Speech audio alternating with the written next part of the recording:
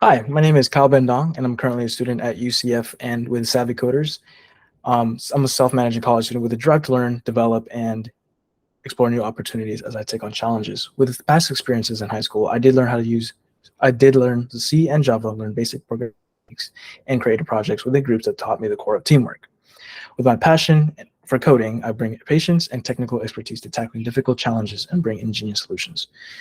Currently working to complete my degree in computer science, I use the skills I learn every day to sharpen myself to become a better person and to become better at coding. I created a project called IntelliAuto, and it's about vehicles. So it is a single page application that I created with my own API. Since I was a little kid, I loved cars, and I always struggled to understand how they worked. And not up until recently, until my late teens, where I really did start digging deep into these cars, working on them, understanding how they work.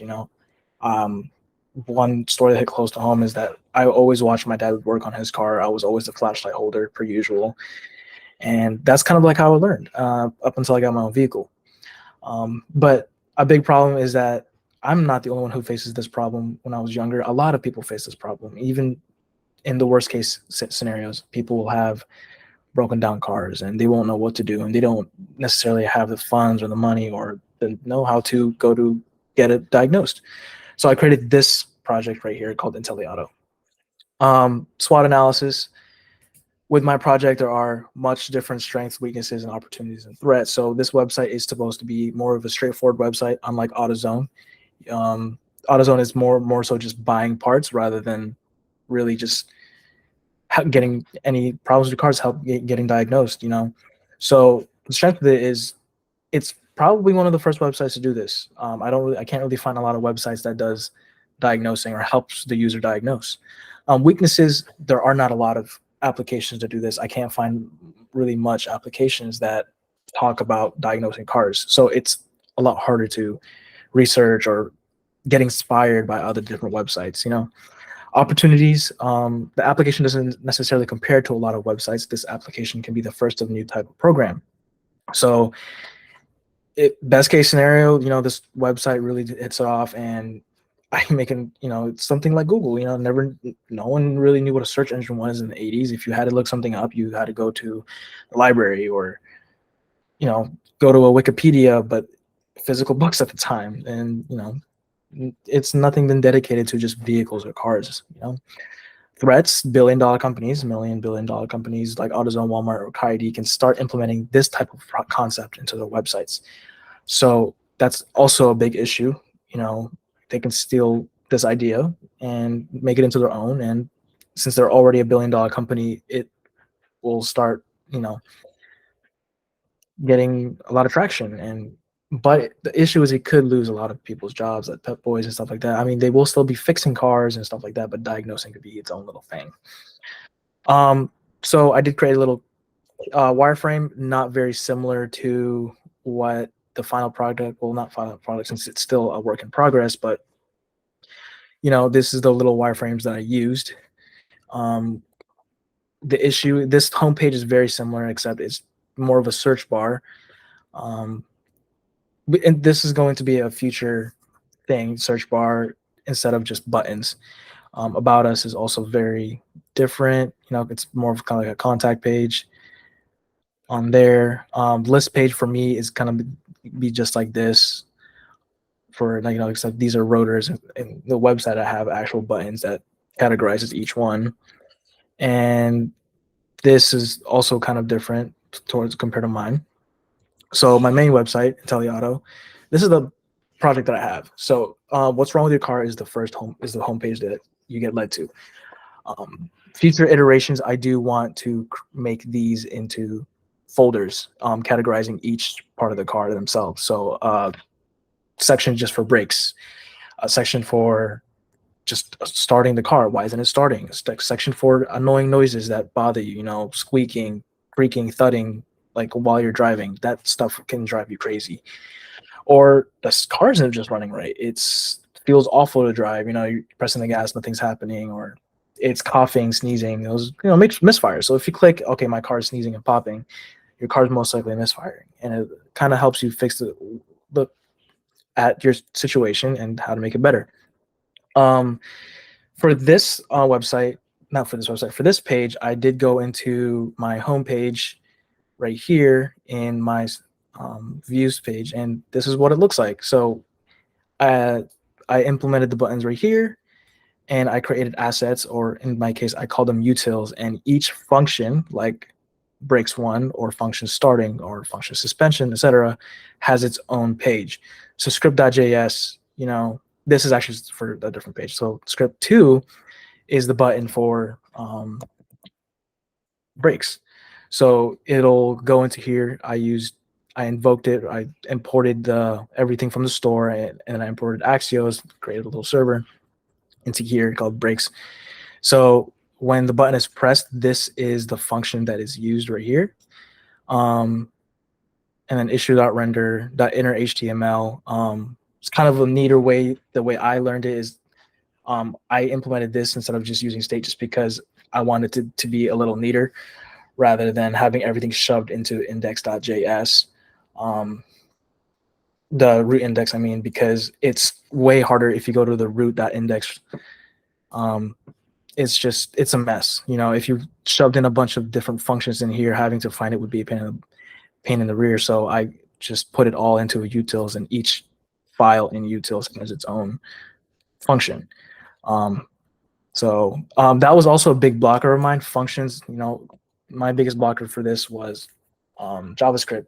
I'm not sure if it took me longer than everyone else's to really understand JavaScript, probably because it was just kind of such a big, broad subject. But I did end up having a lot of fun with HTML and CSS and stuff like that. So script 3, same thing with down here, creaking, thudding. Each script 1 through 4. I mean, sorry, 2 through 5 was its own button. Now for this page in models, be right here. This was my hardest. I could not find any APIs that had to do with car parts. A lot of car APIs was just simply based on VINs or selling cars or buying cars. So I pretty much kind of just got information from an already made API with the year, make, and model, and I used Mongo to store all that and into my render express. So in the year, so if I click Toyota Corolla right now, this is not what I really want to put in here. It's just for time's sake, I didn't have much, space to really make this polished and pretty. But so if you want to talk about your 2010 Corolla right now, it's just kind of a brief description of what it is, rather than, I'm not really sure what I was going to put in here just for now. Right now, I just have it as what this car is, and then the 2016 Honda Civic, that's what's clicked, talks about the 2016 Honda Civic. This was one of my blockers also, because I had no idea how to make forms at the time, which was script that, kind of did the same thing with almost the buttons, except in here, I requested the data right here, which is also in my API. Which is right here. Sorry, that's not it. Routers. So yeah, I use my API and the routers to invoke, or not invoke, but throw it in that script file. Whoops. Right here. So for also here, models list. So I had it kind of go into the make.value. Oops. Let's make sure this is still recording. And then for Toyota, right now, this is also a big blocker of mine, kind of going into making it more dependent on each 3. I have it just for the Toyota right now. And if you have the Toyota clicked, let's go back to the website, Toyota clicked, it does go into this one. So that's more so right now a true or false kind of thing right here. So if it's Toyota, it's Toyota. If it's not Toyota, it's the Honda one. So right here, I have that invoked in the request body. And right here, I invoked Axios. So that's everything I, kind of implemented in my website. I obviously learned way more. My website was more so just more of a simple Google looking like inspired website. I don't really like websites that just shove a lot of information in you. You don't know what to buy. and stuff like that. So speaking of buying stuff in the list page, um, for my CSS, I spent a lot of time on these buttons. I feel like I spent too much time, but that's okay. I had a lot of fun with CSS and front end. I believe that's probably my favorite part about the cohort with Savvy Coders was front end, learning all the front end stuff. If I could find my CSS page or folder, it's right here. So as you can see, I spent a lot of time on each button. I did do a lot of research on how to make them look better, hovering and stuff like that on YouTube, and obviously our curriculum. But yeah, so like if I click right here, if I need to go get oil for my car right now, I don't have my own website to make for it, but it just kind of diverts you to AutoZone for oil. Now this project kind of sounds insane to just plan out, so I did have to learn Agile the first week of class. Kind of an amazing thing to learn. It's kind of refreshing to see a new way of working on projects, working as a team, working in your environment, and that was with Agile. And with Agile, we learned how to use Jira. I was placed in a team with great people, and that's when I polished up on my teamwork. Even though we all had our own individual projects with our class, I still had study halls, and with my teammates, we would get together and help each other with our blockers. Even though we had great, amazing TAs, we would try to figure out without going to the TA, which was amazing. So with Jira, I learned how to use Jira too and implement child issues and all of that crazy stuff. Within the cohort, I also learned how to use Netlify and render. Netlify and kind of like invoking or shoving all this into Netlify and render, and even what's it called? Git. With GitHub, it was amazing. I always knew about Git. I never knew what it was until I started Savvy Coders. Git is a great place to put all of my code, all of my projects, not just on my computer, but for everyone else to see. So yeah, my biggest obstacle, honestly, like I said, was pretty much just getting inspiration on how to make this website look and with the forms. But that's pretty much it on this website. I mean, the about page, I forgot to maybe show, but it's just the most simple about page ever. I don't even have a form on here because I don't really plan on having one. Maybe might in the future rendition, but